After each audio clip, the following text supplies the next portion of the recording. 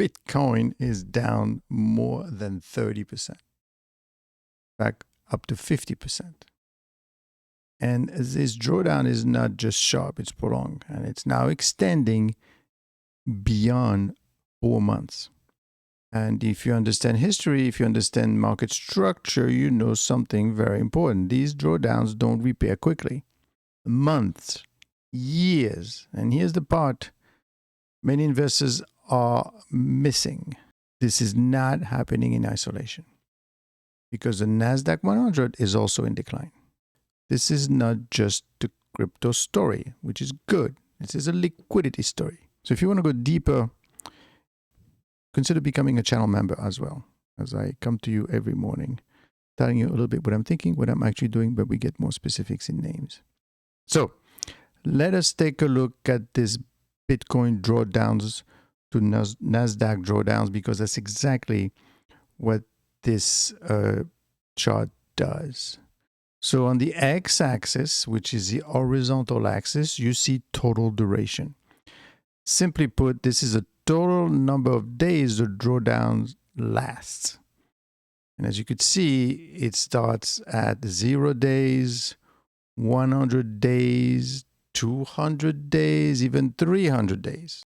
So the further right you go, the longer the drawdown or the drop lasts. Now look at the vertical axis, the y-axis.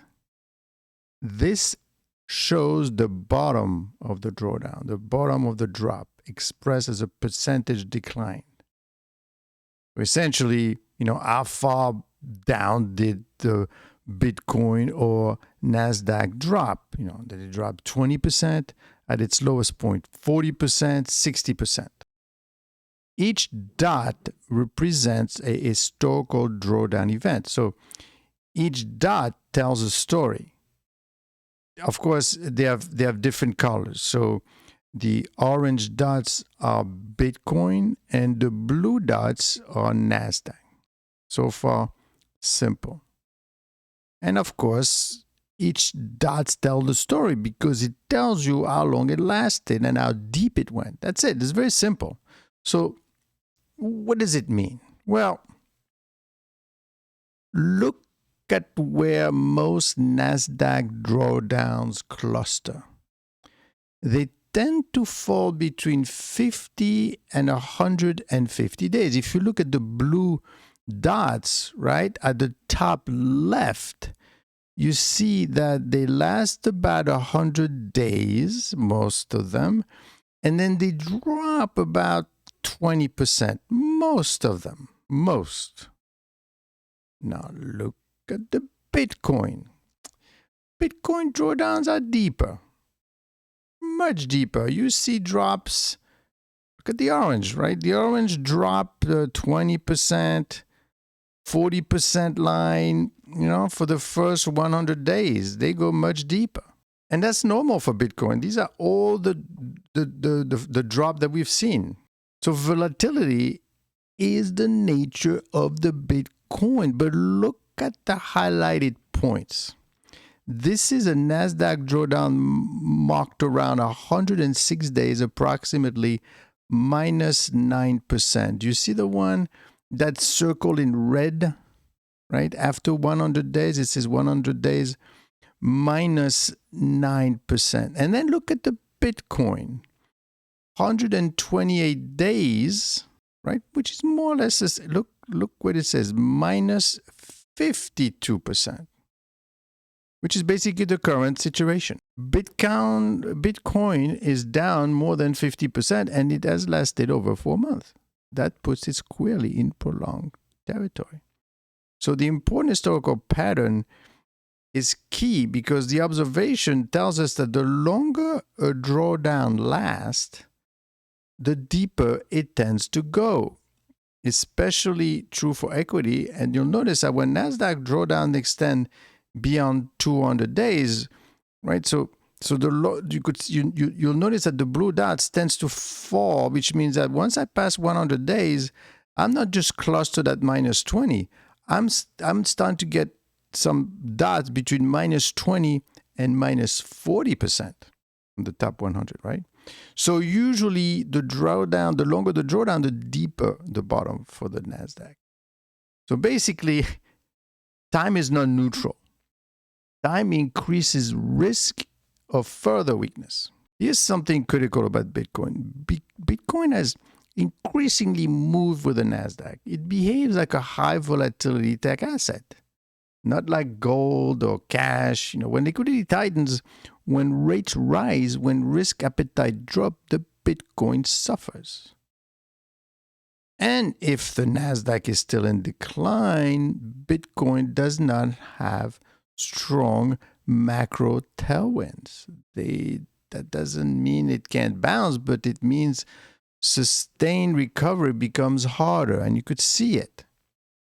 So why does this 50% decline matters? Because if you fall 50%, first of all, you need to understand that if I have $100 and I lose 50, so I lost 50%. For me to get back to 100, even though I'm down 50%, for me to go from 50 to 100, I need to go up 100%. That's the reality of compounding. So large losses create repair problems. And historically, Bitcoin at 50% drawdown does not repair in weeks. Repair in cycles, I guess, in a year, maybe even longer. Investors obsess over the price, but we watch duration.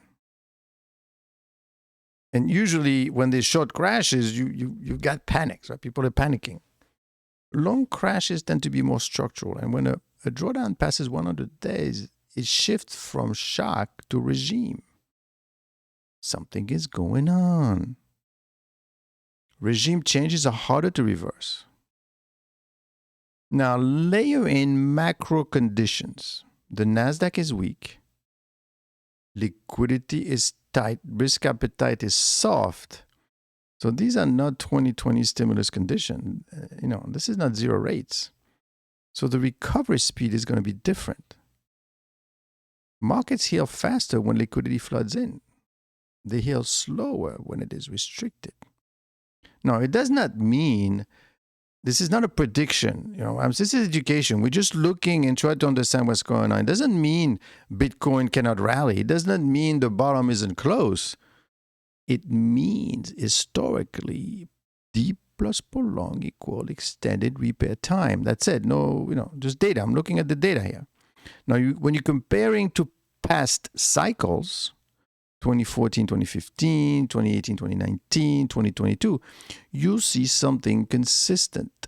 The worst part is not always the first drop. Sometimes the grind is harder. Sideways bleeds, they call it, long basis. So if the NASDAQ remains weak, Bitcoin remains vulnerable to that grind. So that's how we think. So professionals think of it in terms of depth, duration, liquidity, correlation. And right now, the depth is high, the duration is extending, the liquidity is tight, and the correlation with the NASDAQ is elevated. Not a panic signal, just, let's be cautious. And this is where the Black Swan book comes in, the Black Swan thinking. Most investors assume recovery will look like the last one.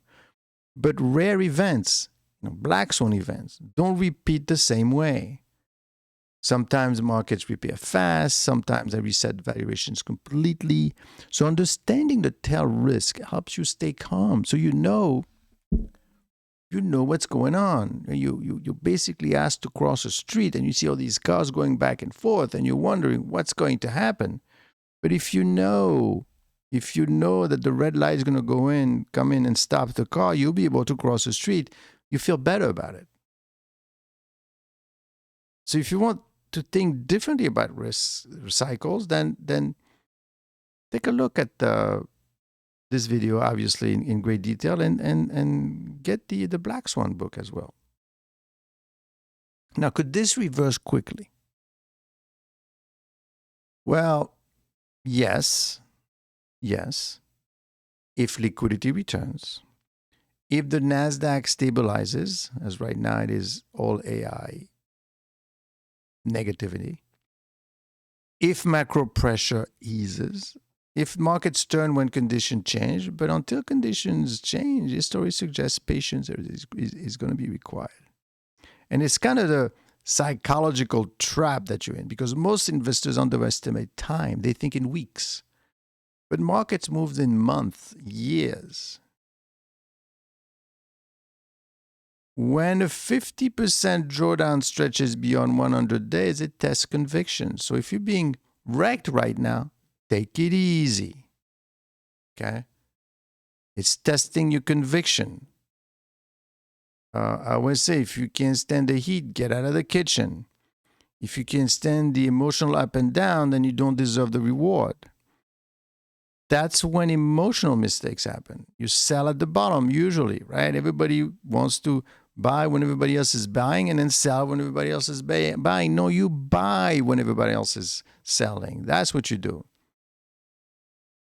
That's why studying history matters. Bitcoin equal patience. So let's zoom out one more time.